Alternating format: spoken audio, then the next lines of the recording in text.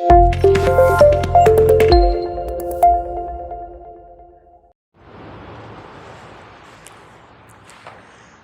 है, तो बेटा आज ये एक नया वीडियो लेके आ रहा हूँ और ये नया वीडियो जो है वो न्यूटन्स लॉ ऑफ मोशन का एक एडिशनल वीडियो है। ये वीडियो की ज़रूरत क्या पड़ी है मैं आपको बता देता हूँ कि पहले से यूट्यूब पर हमारे 12 न्यूटन्स लॉ ऑफ मोशन के लेक्चर पड़े हुए हैं और मुझे ऐसा लगा कि हर एक लेक्चर में कहीं ना कहीं मुझे लगा एडिशनल चीज़ें हो सकती हैं, तो मैं वही शुरुआत से जहाँ जहाँ पर मुझे लगता है कि कोई भी चीज़ ऐड की जा सकती है वो मैं इसमें एडिशनल चीज़ें आपको बताऊँगा और लास्ट में मैं प्रयास करूँगा कुछ एडवांस लेवल की भी चीज़ें कुछ अलग से करा दूंगा। उसके बाद अगर हो सके तो मैं आपको फ्रिक्शन का एक चैप्टर भी हम आपको आगे बताएंगे। तो खैर अभी शुरुआत में कर रहा हूँ। हम लोगों ने न्यूटन्स लॉ ऑफ मोशन में स्टार्टिंग में क्या पढ़ा था कि फोर्स क्या होता है, उसके बाद हम लोगों ने बात की थी इनर्शिया के लिए। किसके लिए की थी? इनर्शिया। और इनर्शिया के ऊपर हमने देखा था तो इनर्शिया 3 टाइप का था, inertia of motion, inertia of rest और इनर्शिया ऑफ डायरेक्शन। इसी से रिलेटेड फिर हम लोगों ने बात करी थी और फिर हमने डायरेक्ट हम लोग जंप किए थे न्यूटन्स लॉ ऑफ मोशन के ऊपर। किसके ऊपर जंप किए थे? न्यूटन्स लॉ ऑफ मोशन के ऊपर। तो न्यूटन्स लॉ ऑफ मोशन में अगर हम लोग बात करें तो उसमें 3 लॉ होते हैं, हम लोग बहुत अच्छे से जानते हैं ये बात और हम लोगों ने ऑलरेडी पढ़ रखा है, ये पहले लेक्चर में हम लोगों ने पढ़ रखा था। ठीक है, तो न्यूटन्स का फर्स्ट लॉ क्या बोलता है कि अगर हम लोग सिस्टम के बारे में बात करें तो सिस्टम हमारा इक्विलिब्रियम में रहना चाहिए। फर्स्ट लॉ यही बोलता है सिस्टम अगर इक्विलिब्रियम में है तो इसका मतलब यही है कि इस पर नेट फोर्स 0 होगा। नेट फोर्स 0 है तो हमारे पास 2 पॉसिबिलिटी है, या तो वो रेस्ट पर होगा या तो एक कांस्टेंट स्पीड से चल रहा होगा। ये हम लोगों ने बात करी थी। तो अगर हम लोग फर्स्ट लॉ के अकॉर्डिंग अगर बात करें तो फर्स्ट लॉ में हमने क्या सीखा था कि इक्विलिब्रियम में सिस्टम हमारा किस में होना चाहिए? इक्विलिब्रियम में होना चाहिए। तो एक क्वेश्चन अगर हम लोग फर्स्ट लॉ के ऊपर लें तो क्या बन सकता है, जरा क्वेश्चन देखो। जैसे मैंने क्या बोला कि हमारे पास एक ब्लॉक है, इस ब्लॉक का मास 10 kg ले लो और यहां से मैंने 4 फोर्स लगाए। ठीक है, एक ये F1, एक F2, एक F3 और F4। हम लोग बात करें वेक्टर फॉर्म में तो हम लोग वेक्टर फॉर्म में अगर फर्स्ट लॉ के बारे में बात करें तो हम लोग क्या जानते हैं कि if system is in equilibrium then हम लोग जानते हैं कि एफ नेट जो है वो 0 के बराबर होना चाहिए। तो अब इसमें कौन कौन सा हमारे पास यहाँ पर फोर्स है, तो फोर्स के बारे में बात करेंगे तो यहाँ पर लिख सकते हैं कि F1 vector plus F2 vector plus F3 vector plus F4 vector should be equal to 0 होना चाहिए। ये हमारी कंडीशन है और ये किसकी कंडीशन है? फर्स्ट लॉ की। फर्स्ट लॉ यही बोलता है कि नेट फोर्स सिस्टम का 0 होना चाहिए। तो हम लोग ये बात कर रहे हैं, इससे रिलेटेड क्वेश्चन क्या बन सकते हैं जो हमने वहां पर नहीं कराए थे और मैं अब चाहता हूं कि उसके ऊपर आपको कुछ क्वेश्चन और करा दें। वो देखिए क्या बन सकते हैं। देखिए, तो अगर हम लोग यहाँ पर एक क्वेश्चन लेते हैं और यहाँ पर इस फोर्स को एक हम लोग ये मान लेते हैं कि वेक्टर फॉर्म में लिखे, F1 का वेक्टर फॉर्म लिखा तो मैंने i cap plus 2j cap plus 3k cap. मान लीजिए हमारे पास एक ये वेक्टर है, दूसरा वेक्टर मैंने लिया यहाँ पर F2 2i माइनस का j प्लस का 3k कैप। ठीक है, तो हमारे पास एक ये वेक्टर हो गया और थर्ड वेक्टर हमारे पास फोर्स का ये मैंने लिया F3 इज इक्वल टू, यहाँ से मैंने ले लिया मान लीजिए 3i कैप प्लस का 4j कैप और माइनस का 6k कैप। और हम चाहते हैं कि फोर्स जो हमारे पास चौथा वाला जो फोर्स लग रहा है ये ऐसे लग रहा है जैसे कि ये सिस्टम हमारे इक्विलिब्रियम में आ जाए। तो क्वेश्चन क्या है, अब क्वेश्चन समझिए कि क्वेश्चन ये है कि find the value of F4 for system get in equilibrium. अगर सिस्टम हमारा इक्विलिब्रियम में आ जाए उसके लिए F4 क्या होगा। तो हम लोग जानते हैं, हम लोग क्या जानते हैं कि सिस्टम इक्विलिब्रियम होने के लिए सभी फोर्स हमारे जो सम होगा, वेक्टोरियल सम जो होगा वो कैसा होगा? 0 के बराबर होगा। तो क्या लिखोगे आप? सभी फोर्स को वेक्टर फॉर्म में लिखो और यहाँ से हमारे पास बन जाएगा शुड बी इक्वल टू 0। तो अगर हम लोग चारों वेक्टर को अगर हम लोग ऐड करें तो हम लोग डायरेक्ट ऐड कर दे रहे हैं, आई के साथ ऐड कर दे रहे हैं। तो यहाँ से क्या होगा, यहाँ से इन तीनों वेक्टर को अगर हम ऐड करें तो यहाँ से बन जाएगा हमारे पास, आई वाले को करो तो ये 1 और ये 4 और ये 6 हो जाएगा हमारे पास 6i कैफ प्लस का 2j और प्लस का 4, तो 6 और माइनस ये 5 हो जाएगा, तो प्लस का 5 हो जाएगा, ठीक है, प्लस का 5 जी कैफ। और यहाँ से ये हमारे पास 3 है, यहाँ पर 3 6 और 6 ये 0 हो गया, तो 0 के कैफ और प्लस का F4 और ये 0 के बराबर होना चाहिए। तो हमारे पास F4 वेक्टर क्या बन गया, माइनस का 6 आई कैफ और माइनस का 5 जी कैफ। तो ये अगर हमारे पास इतना वेक्टर होता तो सिस्टम हमारा इक्विलिब्रियम में आ जाता। तो कुछ इस तरीके के भी क्वेश्चन पूछे जा सकते हैं। देखिए और इससे रिलेटेड और क्वेश्चन कैसे बनाए जा सकते हैं। देखिए क्वेश्चन कुछ भी बनाया जा सकता है, हमको एक बेसिक प्रोसीजर पता होना चाहिए कि अगर इस आइडिया का अगर मान लीजिए कोई क्वेश्चन आता है तो हमारे दिमाग में देखिए एग्जैक्ट क्वेश्चन बिल्कुल जैसे आप सोचते हो डेटा मैच करे, वो तो बहुत ही रेयर होता है कि कभी सेम डेटा मैच कर जाए, लेकिन एक बेसिक हमें कॉन्सेप्ट पता होना चाहिए, कॉन्सेप्ट हमारा मैच करना चाहिए और कॉन्सेप्ट हमें आना भी चाहिए, ठीक है। जब आएगा तभी आप कर भी सकते हो। तो इससे रिलेटेड और क्वेश्चन क्या बन सकता है वो देखिए, आगे देखिए, इसे नोट करो फिर आगे बढ़ते हैं।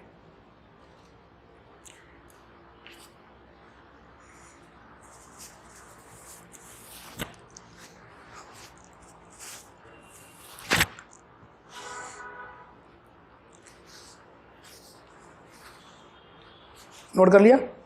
चलो देखो, अगर हम लोग यहां से बात करें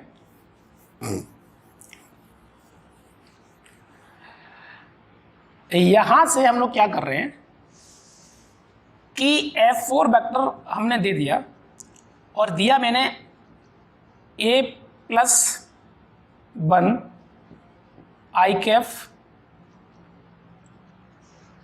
और प्लस का B² -1 जे कैफ और प्लस का 2C के कैफ। मान लीजिए हमने ऐसे कुछ दे दिया और मैंने बोला कि यहाँ पर find the value of A, B and C for system that in equilibrium. तो सिस्टम में इसी को बोल रहा हूँ, ये ब्लॉक है हमारे पास, इसी को सिस्टम बोल रहे हैं, ठीक है। सिस्टम हमारा ये ब्लॉक है, इसको ब्लॉक भी बोल सकते हैं और इसे सिस्टम भी बोल सकते हैं। तो अगर हम लोग इसे सॉल्व करें तो हमें पहले से एक कहानी मालूम है। कहानी क्या मालूम है कि जितने भी इस सिस्टम पर फोर्स लगते हैं उन सभी फोर्स का सम जो हमारा है वो 0 के बराबर होना चाहिए। तो आप क्या करेंगे कि आई के साथ ऐड करो, जे के साथ ऐड करो और के के साथ ऐड करो, और वो जो है हमारा इक्वल में जो 0 लिखा है, तो इक्वल में 0 लिखा है उसके साथ आप कंपेयर कर दो, क्योंकि 0 जो लिखा है उसे क्या आप 0 आई कैप प्लस 0 जे कैप प्लस 0 के कैप लिख सकते हैं क्या? हाँ लिख सकते हैं। तो आई का साथ आप कंपेयर कर दो तो 0 सभी ये इक्वल कैसे कर दो, 0 कर दो। चलो हम देखते हैं क्या कर रहे हैं। यहाँ से देखो, यहाँ से आई सभी को आई को जोड़ोगे तो हमारे पास यहाँ पर कितना, 1 और 3 4 और 2 6 और 6 इसके साथ जोड़ोगे तो आएगा हमारे पास A+7 आई कैफ, ठीक है। और प्लस का अगर हम लोग यहाँ से बात करें B², तो यहाँ से कितना होगा, ये हमारे पास 6 है, माइनस का 1 5, तो प्लस का 5 हो गया, ठीक है, प्लस का 5 हो गया, और यहाँ पर माइनस का तो यहाँ से हो जाएगा प्लस का 4, ठीक है। तो b की वैल्यू यहाँ पर जो पॉसिबल नहीं होगा, ये जो हम लोग ले रहे हैं इस b की वैल्यू हमारे लिए पॉसिबल नहीं होगी, ठीक है। अभी देखते हैं आगे, क्योंकि ये हमारे पास जो होगा वो रियल रूट नहीं होंगे, इमेजिनरी रूट होंगे, ठीक है। तो यहाँ से अगर हम लोग बात करें तो ये बन गया, तो यहाँ से ये 2 प्लस ये बन जाएगा हमारे पास 5 और 5 के साथ एक ये बन जाएगा। तो यहाँ से हमारे पास फाइनली सिचुएशन ये बन गई, ठीक है। और देखिए, तो यहाँ से अगर हम लोग बात करें यहाँ से कितना हो जाएगा, ये हमारे पास हो जाएगा, ये हो जाएगा 3 और 3 0 के, और यहाँ से देखें तो 2C i cap is equal to 0। इस 0 का मतलब अगर हम लोग बात करें तो सभी वैल्यू 0 के साथ हमें कंपेयर करना होगा। तो अब यहाँ से अगर बात करें तो ये क्या, ये 0 के बराबर होना चाहिए, तो A+7 इज इक्वल टू 0, तो यहाँ से A की वैल्यू होगी -7। इसी तरीके से B² जो है वो -4 होना चाहिए, जबकि देखा जाए तो ये पॉसिबल नहीं है, ये रियल रूट नहीं होंगे b के। यहां लिख सकते हो देयर इज इमेजिनरी रूट, ठीक है। तो इमेजिनरी रूट्स होंगे, और यहां पर अगर हम लोग c के बारे में बात करें तो 2C की वैल्यू 0 के बराबर होनी चाहिए, c की वैल्यू 0 के बराबर होनी चाहिए। तो ये कहानी ये है। तो इस फॉर्मेट में भी क्वेश्चन आपसे पूछे जा सकते हैं, इस बात को भी आप ध्यान में रखना, ठीक है।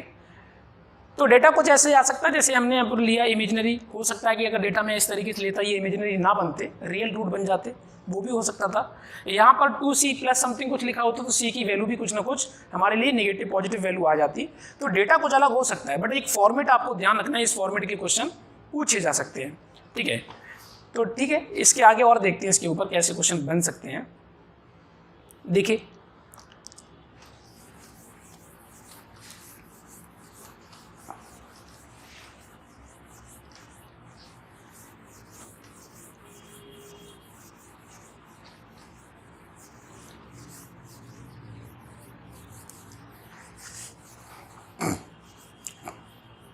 और देखो, अगर हम लोग यहाँ से बात करें, देखिए इस तरीके का भी क्वेश्चन आपको मिल सकता है कई जगह पर। तो वो कैसे करना है, जैसे हमने बोला कि फर्स्ट लॉ के अकॉर्डिंग सिस्टम कैसा होना चाहिए इक्विलिब्रियम में। मैंने क्या बोला कि एक मान लो हमारे पास एक स्फीयर है, एक स्फीयर है जो कि एक दीवार के कांटेक्ट में है, वॉल के कांटेक्ट में है ये, और रस्सी से ये बंधा है ऐसे, और रस्सी से बंधा तो सीधी सी बात है ये रुका हुआ है, रुका हुआ है तो इक्विलिब्रियम में है ही, नॉर्मल सी बात है। इक्विलिब्रियम हमें कैसे पता चलेगा कि इक्विलिब्रियम में है? तो जब तक हम लोग रोटेशन का टर्म इस्तेमाल नहीं करेंगे तब तक आप ये समझ लो कि बॉडी या तो कांस्टेंट स्पीड से चल रही हो या तो रुकी हो, तो हम लोग उसे इक्विलिब्रियम में समझेंगे। इक्विलिब्रियम का मतलब क्या है?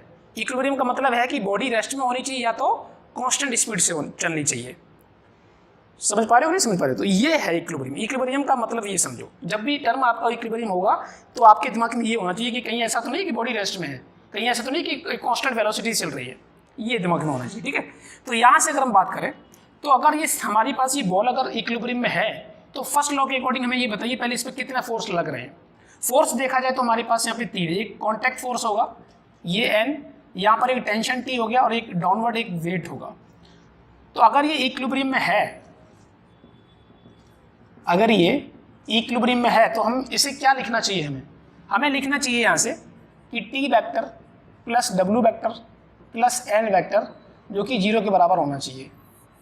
ठीक है, और यही हमारा बताता है first law according to first law. ठीक है, ये कंडीशन, और ये भी आपको क्वेश्चन मिल जाएगा।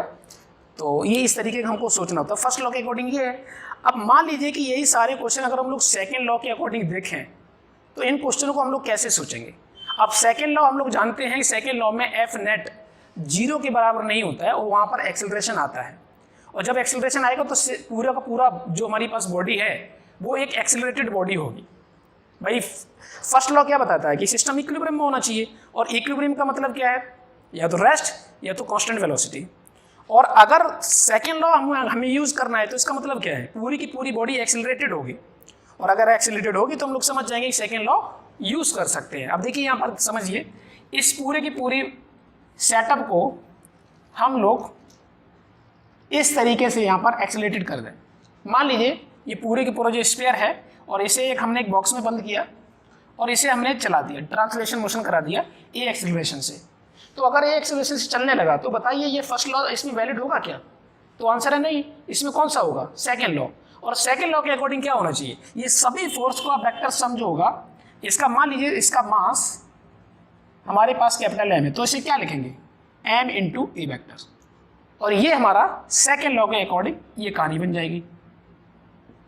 सेकेंड लॉ के अकॉर्डिंग हम ऐसे लिखेंगे, क्योंकि जितने फोर्स लग रहे होंगे उनके द्वारा जब सारे फोर्स के वेक्टोरियल सम अगर हम लोग करेंगे तो वो हमारा MA के इक्वल होना चाहिए, और वो हो गया। तो ये सेकेंड लॉ के अकॉर्डिंग हो गया। मतलब एक हमारे पास ब्लॉक था या ऐसे आप सिस्टम बोल लो, वो एक्सेलरेटेड होना चाहिए तो उसे ऐसे लिखेंगे हम लोग। जैसे ये क्वेश्चन हमने कर लिया, पीछे फर्स्ट लॉ के अकॉर्डिंग हमने वैसे किया था और यहाँ पर सेकेंड लॉ के अकॉर्डिंग इस क्वेश्चन को वैसे किया था। सेम अगर किसी भी बॉडी पर 3-4 फोर्स लग रहे हो और उन 3-4 फोर्स के द्वारा अगर बॉडी एक्सेलरेटेड हो जाए तो उनके लिए हम क्वेश्चन को कैसे सॉल्व करेंगे? चलिए हम वो भी देखते हैं कैसे करना है। देखिए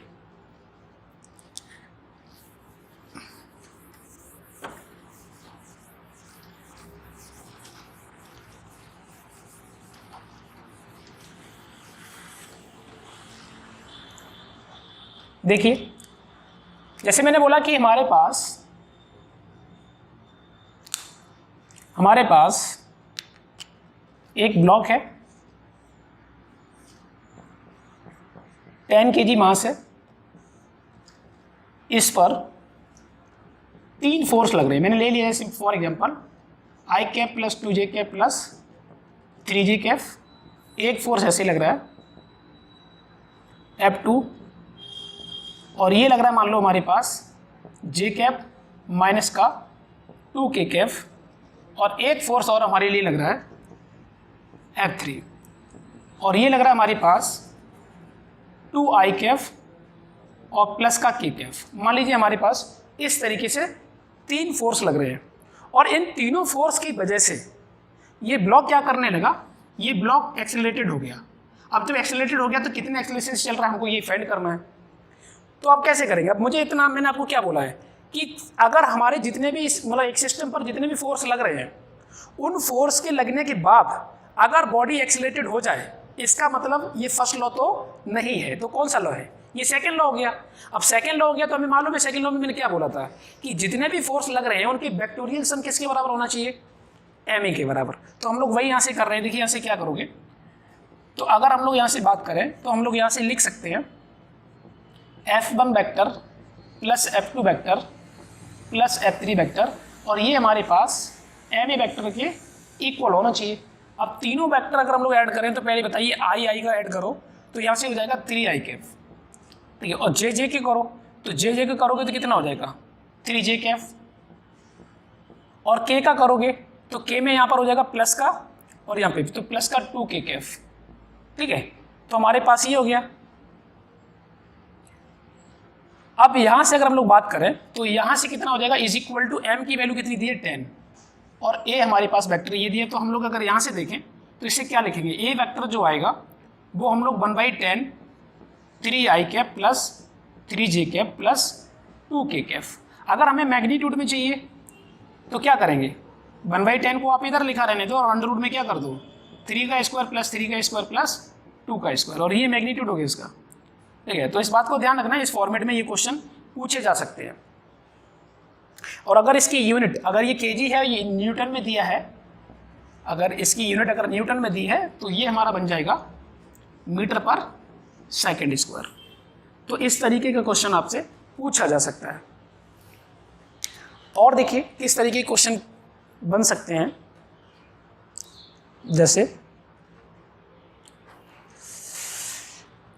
हमने ये फॉर्मेट लिया, सेम अगर एक क्वेश्चन और बना के देखते हैं कैसे क्या हो सकता है, वो भी देखिए आप। अगर किसी भी ब्लॉक पर अगर एक्सीलरेशन आ गया तो सेकंड लॉ है। मैंने इसी के अकॉर्डिंग मैंने क्या किया कि F3 वाले फोर्स को चेंज किया। अगला क्वेश्चन है ये क्वेश्चन नेक्स्ट, ठीक है, जो भी क्वेश्चन नंबर आप देखते रहना कौन सा है ये क्वेश्चन। तो अगर हम लोग यहाँ से बात करें F3 को मैंने ले लिया यहाँ से, मान लीजिए a plus 1 j cap plus का b स्क्वायर, सॉरी यहाँ पर i कर लो, और b स्क्वायर j कैप, और यहाँ से कर लो आप प्लस का 2c k कैप, मान लीजिए ऐसे है। और यहाँ पर मैंने एक्सीलरेशन दे दिया suppose 10i cap, yes i cap plus 3j cap और माइनस का 4k कैप, मान लीजिए मैंने एक्सीलरेशन ऐसे दे दिया। अब हमको क्या फाइंड करना है, हमको फाइंड करना है कि यहाँ से ये 3 फोर्स लगने की वजह से इस 10 kg वाले ब्लॉक का एक्सेलरेशन ये आया। क्वेश्चन समझो, पहले क्वेश्चन क्या है, इस ब्लॉक पर 3 फोर्स लग रहे हैं F1, F2 और F3। इन तीनों फोर्स से लगने की वजह से एक्सेलरेशन इस वाले ब्लॉक में आया इतना। हमें बताना है कि इसकी A, B, C की वैल्यू क्या होगी। तो हमें क्या करना है, find the value of A, B and C। तो क्वेश्चन लिखो आप पहले। क्वेश्चन यहाँ से क्या है, find the value of A, B and C। तो क्या करोगे आप, इन तीनों फोर्स को ऐड करो। इन तीनों फोर्स को ऐड करोगे तो यहाँ से क्या आएगा, F1 vector plus F2 vector plus F3 vector is equal to M into A vector.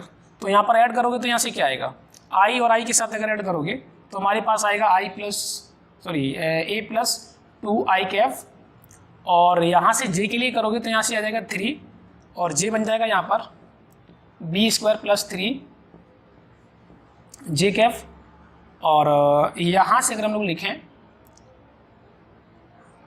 इसके लिए के लिए करोगे तो क्या आएगा, ये यहाँ पर आ जाएगा प्लस का के, और यहाँ से हो जाएगा हमारे पास 2c प्लस 1 के इज इक्वल टू, यहाँ से देखिए इज इक्वल टू, अगर हम लोग यहाँ से लिखेंगे तो 10 into I cap plus 3j cap minus का 4k कैफ।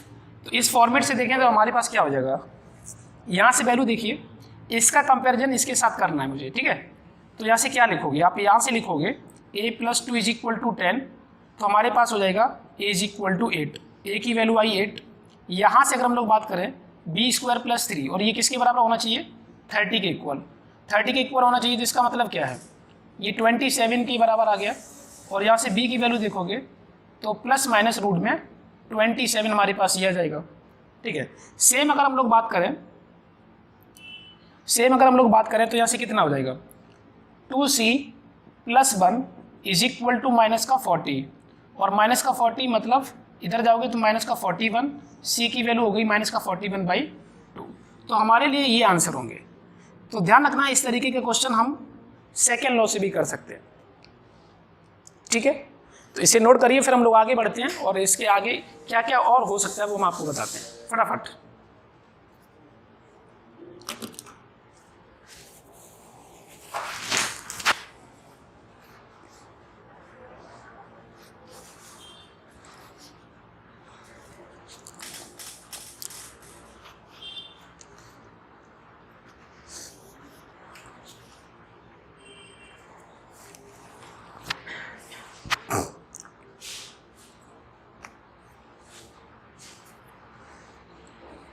चलिए और देखिए, तो इस तरीके से हमारे लिए फर्स्ट लॉ सेकंड लॉ को हम लोग यूज कर सकते हैं। अच्छा, एक क्वेश्चन और मैं आपको दे रहा हूं,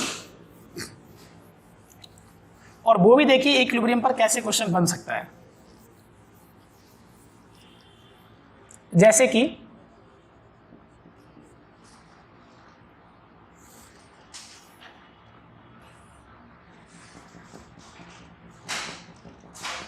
मान लीजिए कि एक सिलेंडर ऐसे दिया है आपको,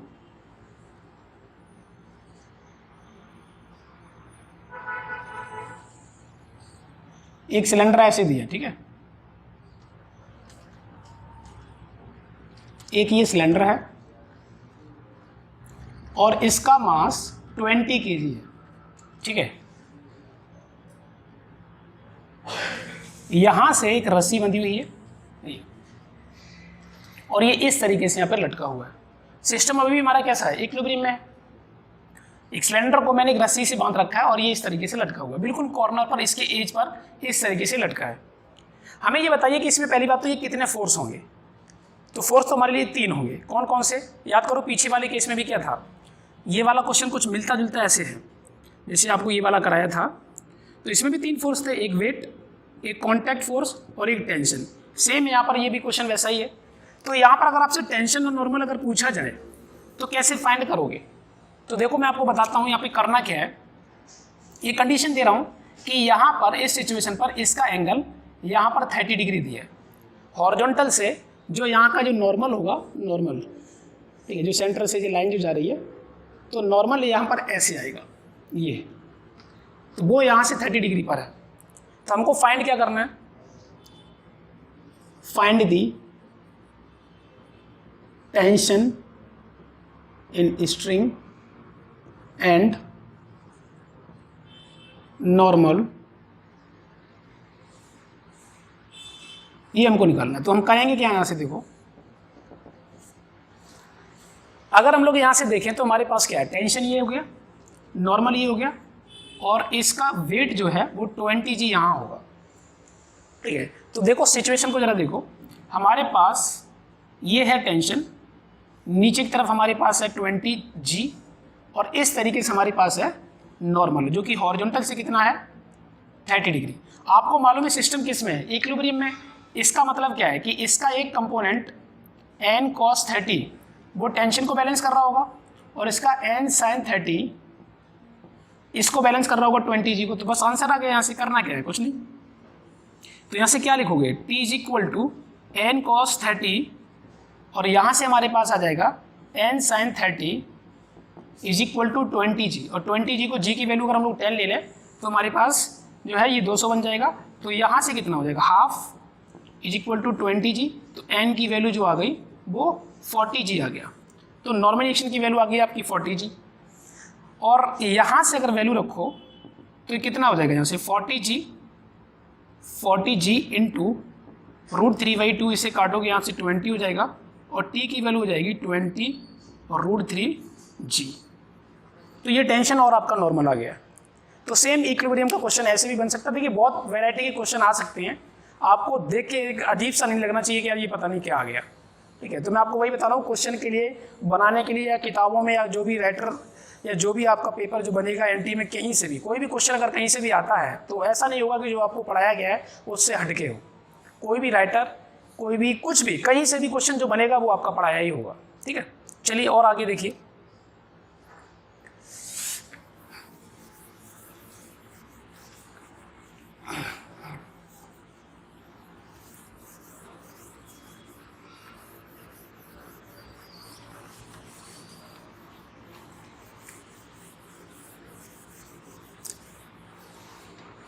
और देखो, जैसे अगर हम लोग बात करें, ये तुम्हारे पास फर्स्ट लॉ और सेकंड लॉ के बारे में बात हो गई। कुछ क्वेश्चन ऐसे भी बन सकते हैं जैसे हम लोगों को अगर आइडिया है तो हमें ऐसा भी आइडिया हम लोगों को मालूम है कि सेकंड लॉ को हम लोग क्या लिख सकते हैं, force is equal to dp/dt। हम लोग सेकंड लॉ को ऐसे लिखते हैं। अगर इसी को हमें एवरेज फोर्स बनाना है तो क्या करोगे, ΔP/ΔT, change in momentum by change in time. ये हमारे पास एवरेज फोर्स हो गया।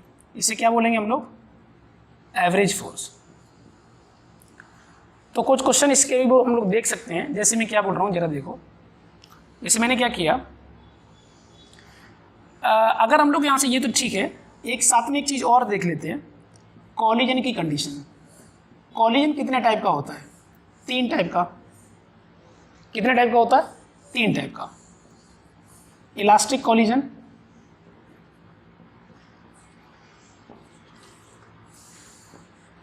पार्शियली इलास्टिक कॉलिजन,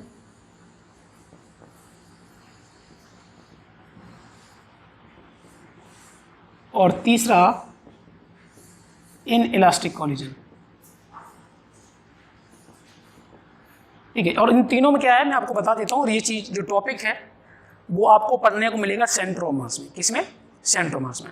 तो सेंट्रोमास में कॉलिजन एक काफ़ी बड़ा टॉपिक है और इसके ऊपर ढेर सारे क्वेश्चन और प्रैक्टिस हम लोग करेंगे। तो यहाँ पर है क्या, इलास्टिक कॉलिजन में क्या होता है कि अगर 2 बॉडी हैं और दोनों बॉडी अगर कॉलिजन करती हैं तो कॉलिजन होने के बाद उनकी एनर्जी में जो टोटल एनर्जी शुरुआत में थी, तो कॉलिजन होने के बाद भी उनकी एनर्जी उतनी ही रहती है, एनर्जी में कोई लॉस नहीं होता। पूरे सिस्टम के बारे में बात कर रहा हूँ। ठीक है, तो दोनों बॉडी की जो भी एनर्जी रही होगी शुरुआत में कॉलिजन से पहले, तो कॉलिजन के बाद भी उतनी ही एनर्जी रहेगी। ये कहलाता है हमारा इलास्टिक कॉलिजन। और पार्शियल इलास्टिक कॉलिजन क्या होता है कि कॉलिजन से पहले जो दोनों बॉडी की एनर्जी रही होगी, तो कॉलिजन के बाद कुछ एनर्जी का लॉस हो जाता है। और इन इलास्टिक में क्या होता है कि एनर्जी का बहुत सारा लॉस होता है। और एक पहचानने की कंडीशन ये होती है कि कॉलिजन के बाद दोनों बॉडी एक साथ हो जाती हैं, दोनों कॉन्टैक्ट में हो जाती हैं इन इलास्टिक में। तो पार्शियल इलास्टिक और इन इलास्टिक को हम पहचानेंगे कैसे, तो पहचानने का सबसे अच्छा तरीका ये है कि एनर्जी का लॉस तो दोनों में ही है, पार्शियली में भी है और इन इलास्टिक में भी है। लेकिन अंतर इस चीज़ का है कि इन इलास्टिक में दोनों बॉडी कॉलिजन के बाद साथ हो जाती हैं, जबकि इन इलास्टिक मतलब पार्शियल इलास्टिक में साथ नहीं होती हैं। ठीक है, तो ये पहचानने का तरीका है। तो ये अब कंडीशन, तो इससे रिलेटेड 1-2 क्वेश्चन भी पूछे गए हैं और मैं आपको करा देता हूँ। देखिए,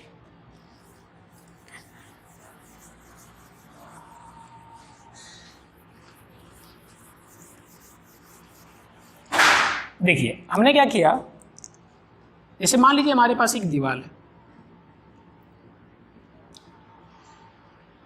ये वॉल है। अब यहां से क्या है कि एक बॉल आ रही है ऐसे इस तरीके, ठीक। इस बॉल का मास मैंने m ले लिया और इसकी वेलोसिटी v0 है। आप इसको एक्सिस भी ले सकते हो, ये x एक्सिस है और इसे आप y एक्सिस भी मान सकते हो। ठीक है, मैंने इस फॉर्मेट में इस दीवार को लिया है और कोऑर्डिनेट सिस्टम भी मैंने ऐसे दिखा दिया है। तो मैंने क्या बोला कि यहाँ से ये एंगल हमारा थीटा है, ठीक है। तो अब क्या करना है कि अगर हम लोग मास इंटू वेलोसिटी करें तो क्या बन जाएगा, मोमेंटम। तो इसका मोमेंटम के दो कंपोनेंट होंगे, एक हमारा इस वॉल के अलोंग और एक वॉल को परपेंडिकुलर। तो जो कॉलिजन जो कराएगा वो ये वाला कंपोनेंट तो कराएगा नहीं, क्योंकि ये वाला कंपोनेंट तो इस वॉल के अलोंग है, वो तो सीधा निकल जाएगा। और जो कॉलिजन कराएगा वो इसका ये जो सामने वाला कंपोनेंट है वो कॉलिजन कराएगा, तो कॉलिजन तो होगा। तो कॉलिजन कौन सा कंपोनेंट होगा, परपेंडिकुलर, या कह सकते हो एक्स एक्सिस के अलोंग वाला कंपोनेंट हमारा कॉलिजन होगा। लेकिन अब बात यह है कि जब कॉलिजन होगा तो किस टाइप का होगा, ये भी तो हमारे लिए मैटर करेगा। तो पहली कंडीशन मैं ये ले रहा हूँ कि इलास्टिक कॉलिजन हो रहा है, और इलास्टिक कॉलिजन हो रहा है तो एनर्जी का कोई लॉस नहीं होगा, मतलब एक ही बॉडी है, एक ही बॉडी है, तो एक ही बॉडी के लिए एनर्जी के बारे में बात करें तो यहाँ पर वेलोसिटी दी है तो कोई भी वेलोसिटी में चेंज नहीं होगा, क्योंकि इसकी सिर्फ काइनेटिक एनर्जी है यहाँ पर। और ये पूरा का पूरा सिस्टम जो देख रहे हैं हम लोग हॉरिजॉन्टल सरफेस पे है, ये इस बात को ध्यान रखना है, क्योंकि जनरली जब बोर्ड पर कोई भी अगर मतलब क्वेश्चन बनता है, उसका डायग्राम बनता है, तो बच्चे के दिमाग में आता है कि ये वर्टिकल में है, और वर्टिकल सोच के वो ग्रेविटी वाला कंपोनेंट और बहुत सारी चीज़ें सोचने लगता है, और फिर वो कंफ्यूज हो जाता है। तो रियलिटी में ये वाला जो क्वेश्चन है वो एक हॉरिजॉन्टल सरफेस पे हो रहा है। हॉरिजॉन्टल सरफेस पे एक बॉल ऐसे रखी है और उस पर जाके हॉरिजॉन्टल में ऐसे टक्कर मार रहा है। तो सीधी सी बात है, पोटेंशियल एनर्जी के बारे में तो सोचना नहीं है, ठीक है। जो बच्चा मतलब आगे की चीज़ें जानता है मैं उनके लिए बोल रहा हूँ, जो बिल्कुल नया है तो उसके दिमाग में ये सब चीज़ें आएंगी नहीं। तो जो आगे पढ़ चुका है उनके दिमाग में ये सब चीज़ आ सकती है। तो अब क्या है कि यहाँ पर जब पोटेंशियल एनर्जी होगी नहीं तो सिर्फ काइनेटिक एनर्जी होगी, और सिर्फ काइनेटिक एनर्जी है और एक ही बॉडी है और इलास्टिक कॉलिजन है, तो सीधी सी बात है उसका वेलोसिटी में चेंज नहीं आना चाहिए, क्योंकि मास तो घट नहीं सकता है, तो वेलोसिटी हमारी कांस्टेंट रहने वाली है। अब देखिए, तो इसका एक कंपोनेंट हमारे लिए यहाँ पर जाने वाला है, इधर ये मास इनटू वेलोसिटी। तो इसका करोगे तो यहाँ से क्या आएगा, ये बन जाएगा हमारे पास v0 साइन थीटा, और इधर क्या बनने वाला है बॉल का, इधर बनेगा v0 कॉस थीटा। आप बताओ कि क्या हमारे पास मोमेंटम में चेंज आएगा y एक्सिस में, तो change in momentum in y direction नहीं होगा, क्योंकि कोई भी वेलोसिटी में चेंज हुआ ही नहीं है। बट अगर हम लोग बात करें x में, तो शुरुआत में मोमेंटम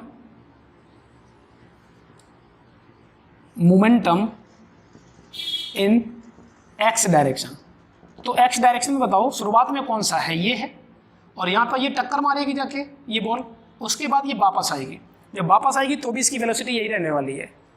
तो शुरुआत में मोमेंटम अगर लिखोगे p इनिशियल तो क्या आएगा, तो आप बोलोगे sir m v0 sine theta, क्योंकि इसकी वेलोसिटी इस डायरेक्शन में v0 साइन थीटा है, और इसका मास से मल्टीप्लाई करोगे तो हमारे पास ये बन जाएगा मोमेंटम।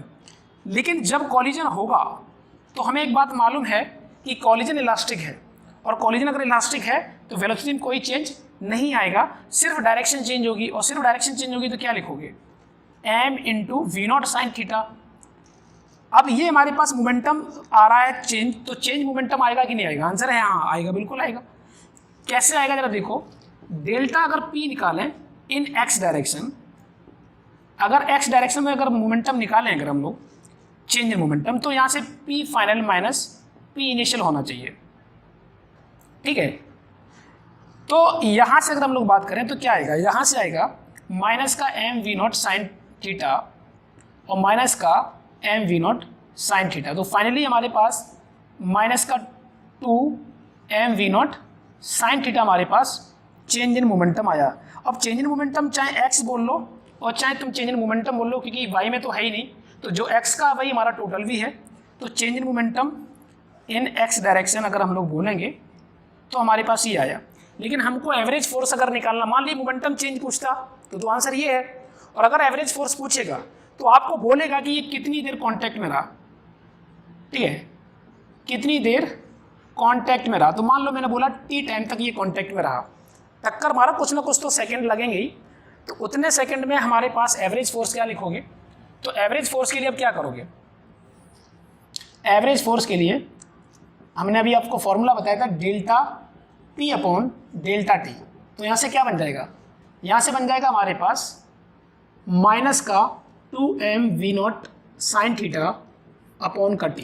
तो ये हमारे लिए एवरेज फोर्स बन गया, तो ये चीज़ है। अब देखिए इसमें क्वेश्चन में अंतर क्या हो सकता है, पहले इस चीज़ को भी समझो। जिन लोगों को सेंटर ऑफ मास के बारे में आइडिया है, मतलब कोलिजन के बारे में आइडिया है, तो हमें मालूम है कि अगर पार्शियल इलास्टिक ये कोलिजन होता, अगर पार्शियल इलास्टिक कोलिजन ये होता तो क्या होता कि जितने चीज जा रहा है उसका ई टाइम्स ये वेलोसिटी बन जाती। मैं कराता हूँ, ये इलास्टिक कोलिजन के लिए ये हो गया। अच्छा, इसी क्वेश्चन में एक चीज चेंज और क्या हो सकती थी कि जो एंगल मैंने यहाँ पर थीटा दिया है, ये एंगल थीटा ना देके वो इसको थीटा दे सकता था, और जब इसको थीटा देता तो ये क्या आ जाता, कॉस में। तो ये पूरा टर्म किस में आता, जो साइन में लिखा है वो कॉस में आ जाता, अंतर इतना ही होता। तो एंगल चाहे ये हो, हमें इससे कोई फर्क नहीं पड़ने वाला है। हमको तो यहाँ पर कॉन्सेप्ट सीखना है कि किस तरीके का ये क्वेश्चन पूछा जा सकता है और पूछा गया है। ठीक है, इसे नोट करो, फिर मैं आपको अगला क्वेश्चन इसी पे कराती हूँ। और देखिए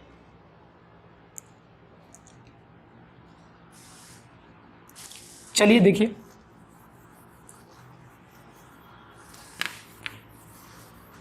अब अगर मान लीजिए कि कॉलिजन इलास्टिक ना होके पार्शियली इलास्टिक है, और पार्शियली इलास्टिक कॉलिजन है। देखिए मैं ये क्वेश्चन इसलिए करा रहा हूँ कि अगर बंदा कोई भी, अगर आप लोग कोई भी अगर डिफरेंट राइटर की अगर किताब यूज़ करते हो, कई लोग सिंगेजी इस्तेमाल करते हैं, कुछ लोग बीएम शर्मा सिंगेजी हो गई, बालाजी पब्लिकेशन हो गई, एससी वर्मा हो गई, ठीक है, पियर्सन पब्लिकेशन हो गई, बहुत सारी राइटर्स की बुक्स हैं। तो अगर आप इन लोगों की अगर बुक्स यूज़ कर रहे हो तो हर एक चैप्टर में पूरी की पूरी मैकेनिक्स की कुछ ना पोर्शन इन्होंने इस्तेमाल कर रखा है न्यूटन स्लो मोशन में।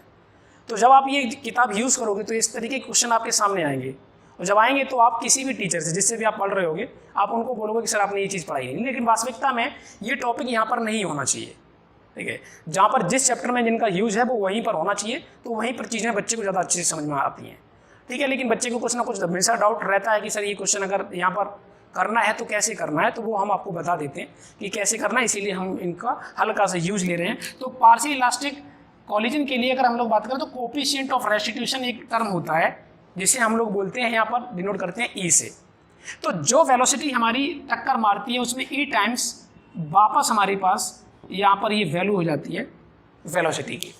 तो ई की वैल्यू जो होती है पार्शियल इलास्टिक कॉलिजन में, इस बात को ध्यान रखना कि 1 से छोटी होती है और 1 से बड़ी होती है। तो सीधी सी बात है, जितनी वेलोसिटी थी उस वेलोसिटी में कुछ गिरावट आई, और गिरावट आई तो इसका मतलब उसकी काइनेटिक एनर्जी में घटोतरी हुई, डिक्रीज करी, तो एनर्जी लॉस हुई है ना। तो वही चीज़ हम आपको बोल रहा हूँ। तो अगर हम लोग देखिए यहाँ पर फिर भी अगर आप कंपोनेंट करोगे तो जो हमारा वाई एक्सिस के अलोंग वाला जो हमारे पास बॉल जा रही है उसमें तो कॉलिजन अभी भी नहीं होगा, कॉलिजन होगा अभी भी इसी में। बट अंतर इस चीज़ का हो गया, किस चीज़ का, कि जब हम लोग मोमेंटम अगर x डायरेक्शन में देखेंगे तो शुरुआत के मोमेंटम में कोई चेंज नहीं है, m we not sine theta है, बट फाइनल मोमेंटम में चेंज हो गया। क्या हो गया, माइनस का m E V not sine theta.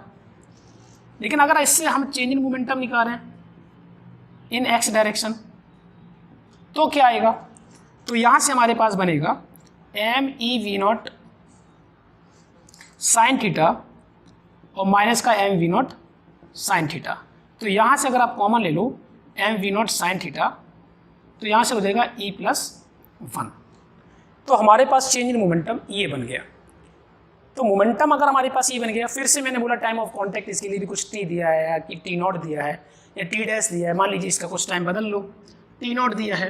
अब टी नॉट दिया है इसके लिए क्या बन जाएगा, अब ये जो हमारे लिए फॉर्मूला यहाँ पर बनेगा एवरेज फोर्स, वो यहाँ से बन जाएगा माइनस का M we not sine theta और 1 plus e upon t naught. तो एवरेज फोर्स अब इसके लिए ये हो गया कि कुछ ना कुछ तो समय में चेंज आएगा ही, क्योंकि यहाँ पर एनर्जी का लॉस जो हो रहा है तो थोड़ा सा कॉन्टैक्ट में चेंज आ सकता है, समय में जितनी देर वो कॉन्टैक्ट रह रहा है उतनी देर का समय में चेंज हो सकता है। तो एक पार्शियली इलास्टिक कॉलिजन के लिए कहानी हो गई। अगर हम लोग यही बात करें कि अगर इन इलास्टिक बन जाए, इन इलास्टिक में क्या होगा, ये बॉल जाके सीधी स्ट्राइक कर जाएगी और फिर उसके बाद रिबाउंस नहीं होगी, मतलब चिपक जाएगी, वापस नहीं आएगी। तो जब वापस नहीं आएगी तो सीधी सी बात है फाइनल मोमेंटम क्या हो गया, 0। तो फाइनल मोमेंटम 0 हो गया तो हमारे पास सिर्फ एक ही मोमेंटम रहेगा, और वो क्या होने वाला है वो भी मैं आपको बताता हूँ, नोट करो इसमें, फिर आगे देखिए। देखिए अगर मान लीजिए कि इन इलास्टिक कॉलिजन हो जाए, इन इलास्टिक कॉलिजन,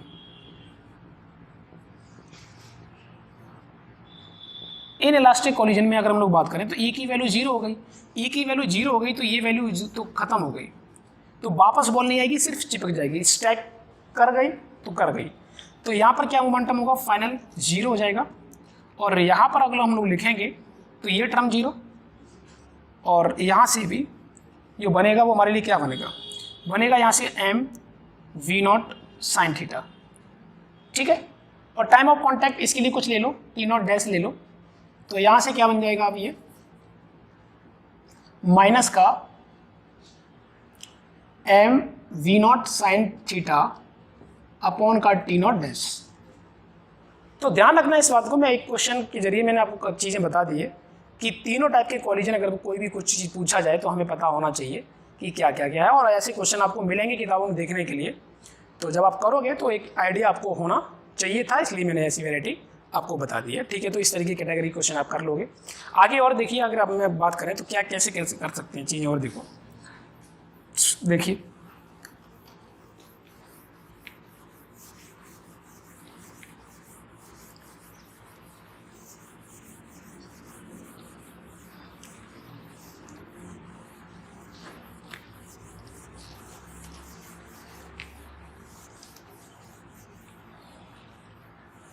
देखिए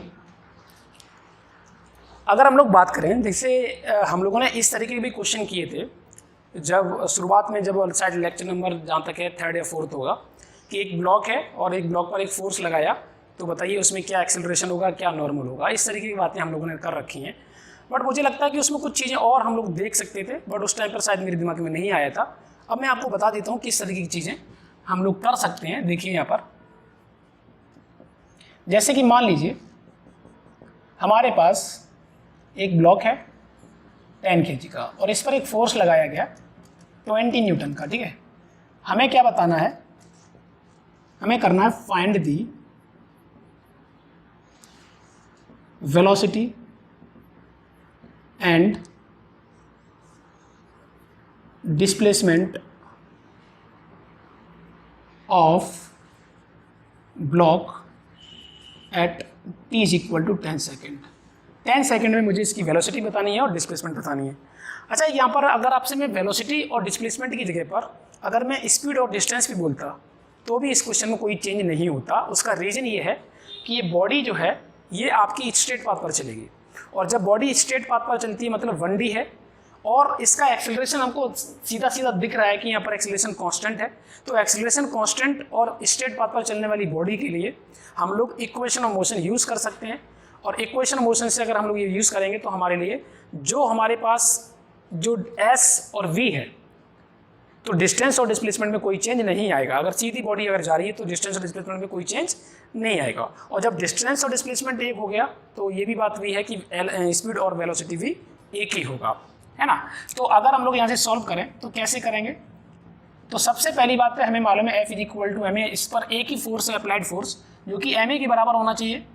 तो ma के बराबर करो, तो F की वैल्यू है यहाँ पर 20 और m की वैल्यू हमारे पास 10, तो यहाँ से a की वैल्यू हमारे पास आ गई 2 मीटर पर सेकेंड स्क्वायर।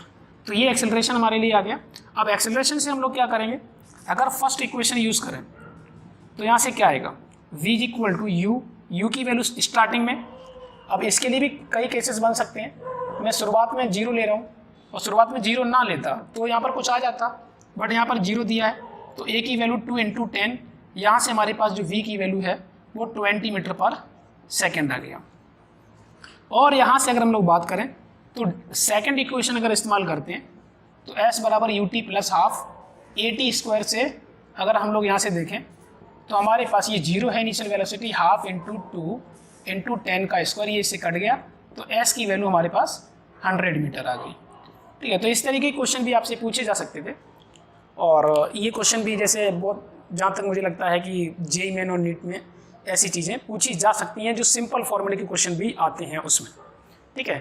तो ये चीज़ देखिए, और इसके आगे हम लोग और देखते हैं, इसे नोट करो। जैसे मान लो कि फोर्स हमारा जो हम लोग फोर्स ले रहे हैं, ये फोर्स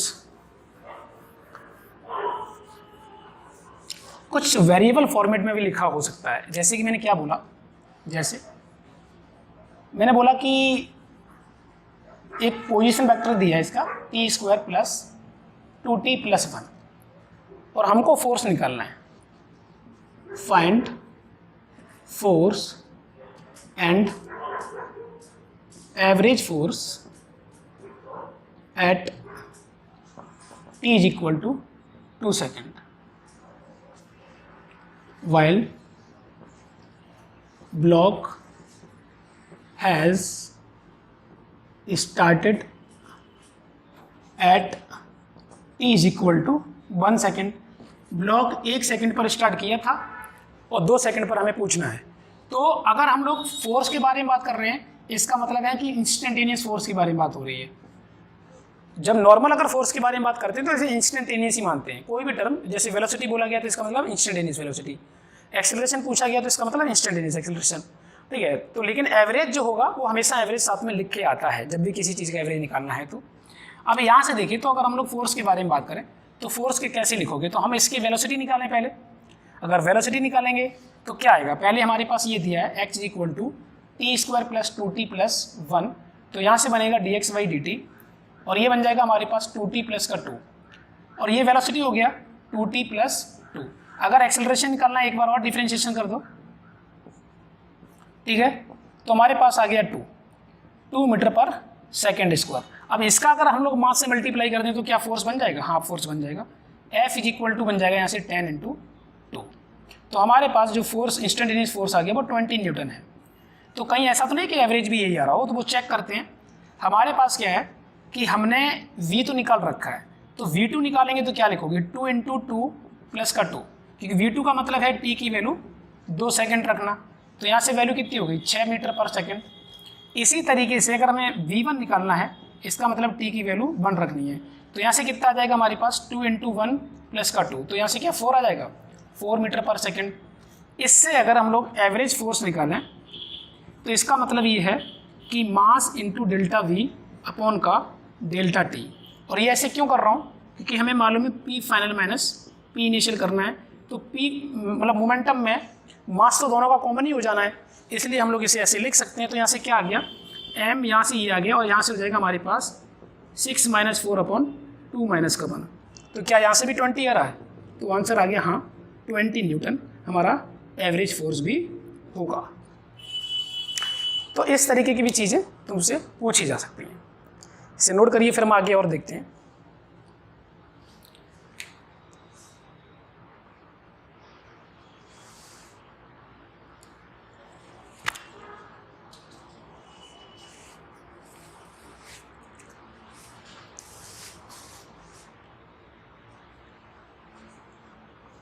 कितना हो गया,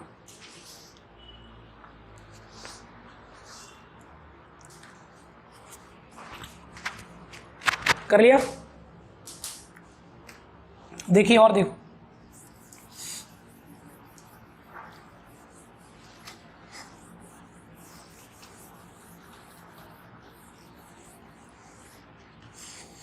अब जैसे मान लीजिए कि फोर्स हमारे पास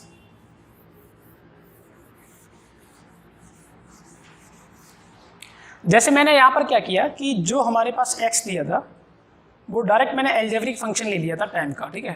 तो ये जो x है वो किसी का भी फंक्शन हो सकता है, ट्रिग्नोमेट्रिक हो सकता है और एक्सपोनेंशियल हो सकता है, लॉगरिथमिक हो सकता है, और जितने भी मैथमेटिक्स के फंक्शन है वो सारे यहाँ पर यूज़ किए जा सकते हैं, ठीक है। तो उसमें आपको चौंकने की जरूरत नहीं है, बट मैंने एक जस्ट फॉर्मेट बताया कि इस तरीके का ये क्वेश्चन पूछा जा सकता था।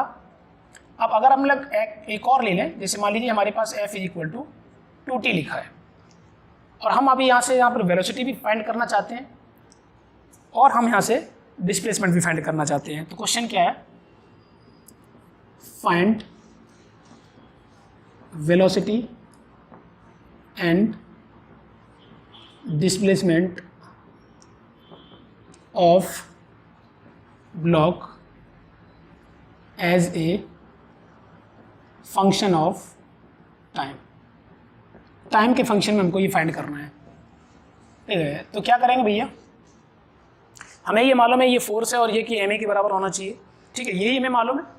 तो हमें क्या मालूम है कि F जो है वो तुम्हारा 2t है और ये ma के बराबर होता है, tan a के बराबर हो गया, ठीक है। तो इसे क्या लिखोगे, हम यहाँ से देखें तो a की वैल्यू हो गई 2t/10 मतलब t/5। इसे क्या लिख सकते हो आप, dv/dt is equal to t/5। यहाँ से क्या बनेगा, dv is equal to t/5 dt। इसे इंटीग्रेट करो तो ये क्या हो जाएगा, आप एक कंडीशन भी ले लो, t इज इक्वल टू 0 पर इसकी वेलोसिटी 0 दी गई है, तो यहाँ से 0, ये यहाँ पर हमारे पास 0, ये t और यहाँ पर ये v, तो यहाँ से कितना हो गया, v is equal to t²/10, ये वेलोसिटी आ गई। ठीक है, इसी तरीके से अगर हम लोग यहाँ से डिस्प्लेसमेंट फंक्शन करें तो क्या हम इस v को dx/dt लिख सकते हैं, जो कि बन जाएगा हमारे पास t²/10। तो यहाँ से क्या लिखा, dx is equal to t²/10 dt। इसे इंटीग्रेट कर लो तो यहाँ से क्या आ जाएगा, 0 0 t और x यहाँ से जो आएगा वो t³/30 आएगा। तो इस तरीके का भी फॉर्मेट आपसे पूछा जा सकता है, इसे नोट करिए, फिर हम लोग आगे बढ़ते हैं।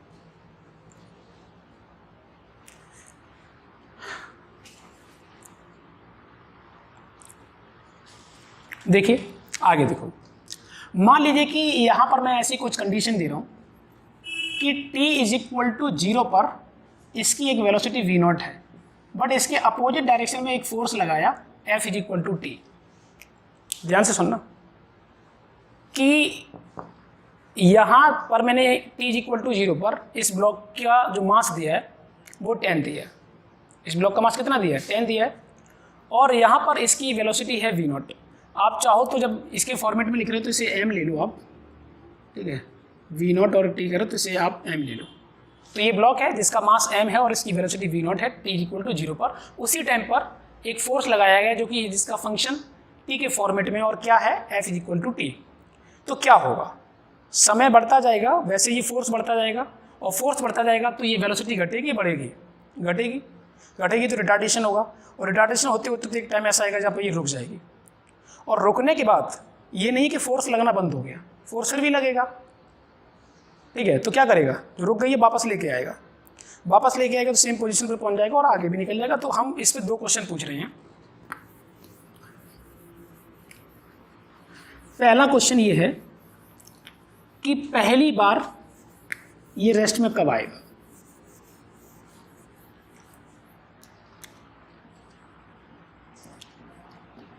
Find the time when block first time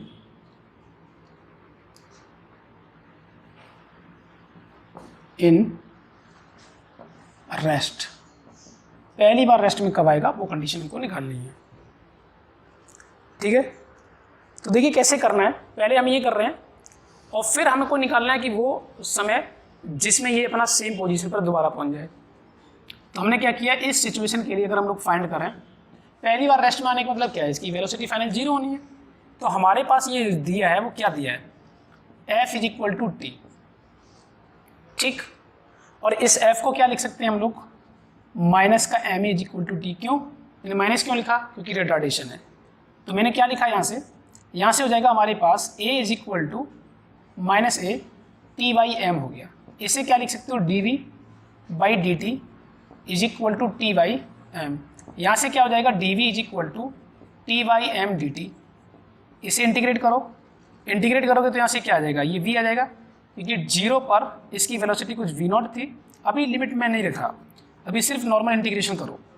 तो क्या करेंगे, यहाँ से आ जाएगा v और यहाँ से आ जाएगा t²/2m + c। ये हमारे पास नॉर्मल इंटीग्रेशन हुआ। अब इस इंटीग्रेशन से मैंने एक काम किया, हमें एक कंडीशन मालूम है t इक्वल टू 0 पर वेलोसिटी जो है वो v0 है, इस एक्सप्रेशन में रख रहे हैं और हम c की वैल्यू निकालते हैं। तो मैंने क्या किया कि यहाँ पर रखा, क्या हो जाएगा कि ये v0 बन गया इज इक्वल टू 0 + c। तो c की वैल्यू क्या आ गई, माइनस का v0, और इसमें रख रहे हैं, इससे आप इक्वेशन फर्स्ट ले लो, c0 c is equal c put in equation first. तो क्या करोगे, यहाँ से माइनस का v is equal to t² upon का 2m और माइनस का वी नॉट। माइनस से साइन से नेगेटिव से मल्टीप्लाई कर दो, माइनस साइन से, तो v is equal to we naught minus का टी स्क्वायर अपॉन 2m। ये एक्सप्रेशन आई। अब आप इस एक्सप्रेशन से बहुत सारी चीज़ें फाइंड कर सकते हैं। पहले तो इन्होंने ये बोला कि हमें वो बताइए जिसमें ये पहली बार रेस्ट में आएगा। पहली बार रेस्ट में आने का मतलब आपको क्या मतलब जीरो करना है, ये वेलोसिटी जीरो करनी है। तो जब इस वेलोसिटी को जीरो करोगे तुम्हारे पास क्या आ जाएगा, आ जाएगा वी नॉट माइनस का टी स्क्वायर अपॉन 2m। तो यहाँ से कितना आ जाएगा, यहाँ से हमारे पास हो जाएगा, हमें तो टाइम निकालना है ना, हाँ, तो T square upon 2m is equal to we not. तो यहाँ से हमारे पास T square is equal to 2m V not, और यहाँ से t की वैल्यू अंडर रूट में 2m वी नॉट आ जाएगी। तो ये वो समय है जिस पर ये पहली बार रेस्ट में आएगा। तो क्या इसमें एक क्वेश्चन ये नहीं पूछ सकते थे हम लोग, हम ये पूछ सकते थे, ये बताओ कि हमें वो समय भी बताओ जिससे ये जहाँ से चलना स्टार्ट किया था वापस वहीं आ जाए। तो क्या ये वापस आएगा वहाँ पर? आप सोचो, मैंने आपको क्या बताया था कि ये शुरुआत में लगातार डी एक्सेलरेट हो रही है। डी एक्सेलरेट का मतलब सीधी साथ लगातार अपनी वेलोसिटी को घटा रही है, घटाते घटाते घटाते एक ऐसा टाइम आएगा जहाँ पर ये जाके रुक जाएगी। लेकिन क्या फोर्स लगना बंद हो गया था? नहीं। तो रुकी हुई पर फोर्स लग ही रहा था, और फिर उन्होंने दोबारा से क्या कर दिया, दोबारा से वापस पर फोर्स लगना स्टार्ट कर दिया। तो जब वापस आने लगी तो फोर्स और बड़ा मिला पहले की तुलना में, क्योंकि समय बढ़ रहा था। तो ऐसा तो है ना सिचुएशन कि वापस ये उसी जगह पर दोबारा से आ गई, तो समय बढ़ चुका होगा। क्योंकि पहली बार रेस्ट में आना और दोबारा अपनी पोजीशन पे आना, कौन सा समय ज़्यादा लगेगा? जिसमें ये अपनी दोबारा पोजीशन पे आएगा। क्यों? क्योंकि रेस्ट में आना तो सीधे ही पहली बार में रेस्ट आ चुका है।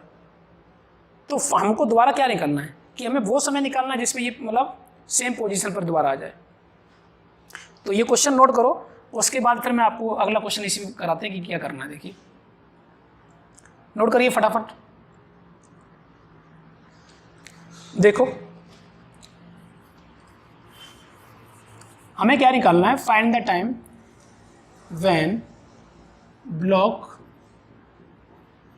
Reach at same initial position, initial position पर पहुंच जाए, उसके लिए समय कितना लगेगा। तो हमने एक एक्सप्रेशन तो पहले से निकाल रखी है ये v की, और पोजीशन के बारे में बात होती है तो हम लोग क्या फाइंड करते हैं, s या x कह सकते हो। तो s या x फाइंड करोगे, उसके लिए आप क्या करोगे, जो वेलोसिटी वाला जो फंक्शन है कैसे एक बार और इंटीग्रेट करें, इसे एक बार और इंटीग्रेट करते हैं। इसे क्या लिखोगे, v is equal to we naught minus का टी स्क्वायर अपॉन 2m। इसे क्या लिखोगे आप, dx by d t is equal to we naught minus का टी स्क्वायर बाई 2m। इसे क्या लिखो, dx is equal to we not और माइनस का t square upon 2m into d t, और इंटीग्रेशन करो। तो यहाँ से क्या हो जाएगा, यहाँ पर ये x हो गया, ठीक है, यहाँ से कितना हो जाएगा वी नॉट इंटू टी, और यहाँ से कितना हो जाएगा टी क्यूब अपॉन 6m, और x 0, क्योंकि पोजीशन सेम होने का मतलब क्या है, ये s जो v से आप x निकाले हो, तो v क्या है वेलोसिटी और x क्या है डिस्प्लेसमेंट, और सेम पोजीशन पर आना, इसका मतलब डिस्प्लेसमेंट क्या हुआ 0। तो ये 0 कर दो तो कितना हो जाएगा वी नॉट टी माइनस का टी क्यूब बाई 6m। आप t को कॉमन ले लो तो वी नॉट माइनस का टी स्क्वायर अपॉन 6m, और ये 0। यहाँ पर हमारे पास t की दो वैल्यूज आ रही हैं, t की दो वैल्यूज आ रही हैं, एक 0, भाई अगर हम देखें तो यहाँ पर एक t की वैल्यू 0 हो गई, और दूसरी क्या होगी v naught minus t square by 6m, ये भी 0 के बराबर होना चाहिए, ठीक है। तो एक समय तो ये है, और दूसरा समय क्या आएगा, t square is equal to 6m v not, और t की वैल्यू आ गई अंडर रूट में 6m वी नॉट। तो ये हमारे पास दो वैल्यूज़ आई। ये दो वैल्यूज़ क्या दिखा रहा है भाई, एक तो शुरुआत में ही ये ब्लॉक हमारा सेम पोजीशन पर खड़ा था भाई, चलना स्टार्ट किया था तो यहीं से किया था, वो टाइम कितना था 0, और दोबारा वापस इसी पोजीशन पर आने के लिए समय कितना लग गया अंडर रूट में 6m वी नॉट। और मैंने आपको बताया था पहली बार रेस्ट में आने के लिए कितना था अंडर रूट में 2m वी नॉट। तो मैंने आपको पहले से बताया था, और आप भी जानते हो ये बात कि वापस सेम पोजीशन पर आने के लिए समय ज़्यादा लगेगा, क्योंकि जाना रुक के फिर वापस आना और सेम पोजीशन पे तो ज़्यादा लगेगा समय, ज़्यादा आया भी है। क्या बात तुम्हें समझ आ रही है? क्या बात क्लियर है सभी को? चलिए और देखिए, इसे नोट करो।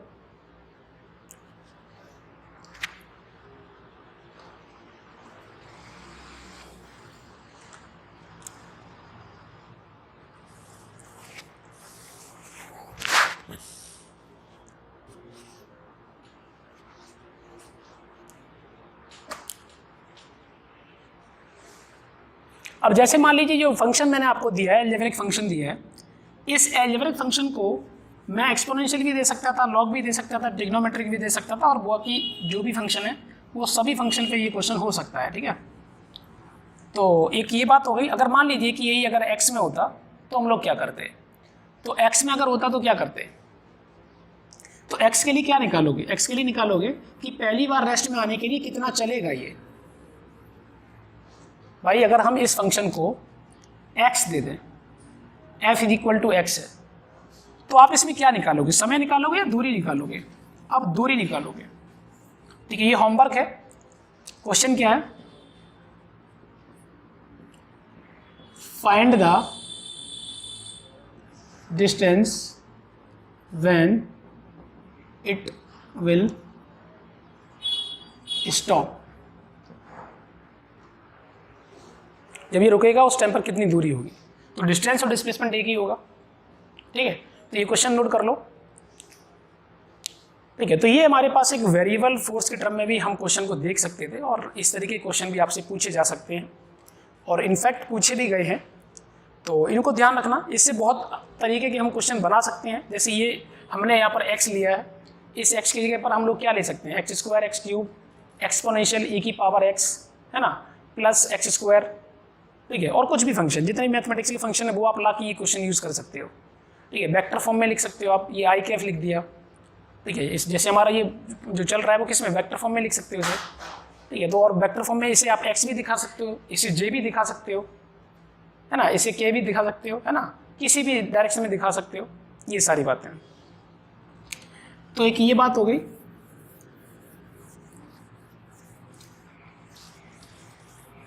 चलिए इसके आगे हम लोग नेक्स्ट टर्म पर देखेंगे, ठीक है।